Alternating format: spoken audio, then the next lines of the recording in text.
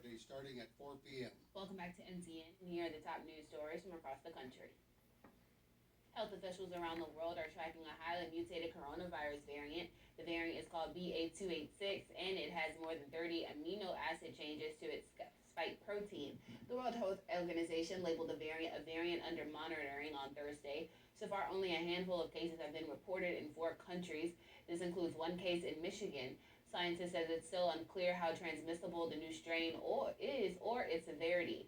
The director of the CDC, Dr. Mandy Cohen, says the variant shouldn't be cause for alarm and that the agency is more prepared than ever to respond to the changes in the virus. Extreme heat and drought are pushing the olive oil industry into crisis. Industry experts say the scorching temperatures that have swept southern Europe this summer spells very bad news for olive trees. They say that olive trees will drop their fruit to save moisture when it is too hot. This summer heat grips swaths of the Mediterranean region, including Spain. That country is the world's biggest olive oil producer. A spokesperson for the International Olive Council says olive oil production is predicted to drop 20% between October 2022 and September of this year. There was also a poor olive harvest last year, which followed Europe's hottest summer on record. The reaction from Beijing was quite negative following the U.S., Japan, and South Korea summit. CNN's Will Ripley has the details.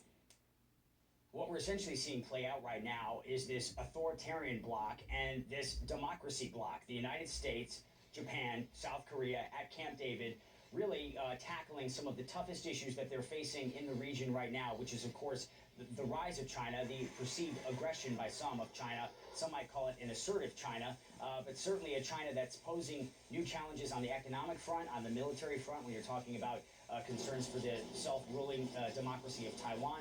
And then, of course, you have North Korea, which has been in the headlines as of late for a barrage of ballistic missile tests, and, of course, concerned that they could even take that further in terms of military cooperation with the Russians, because remember, it was Russia's defense minister in North Korea just last month meeting with Kim Jong-un, talking about deepening their military cooperation. Kim Jong-un gave a tour of his new ICBMs. He showed off drones that a lot of analysts have said closely resemble United States military drones. And then, of course, China, with all of its economic support for North Korea, allowing trade to move back and forth across the border, sending their own high-level delegation to Pyongyang last month to celebrate North Korea's Armistice Day.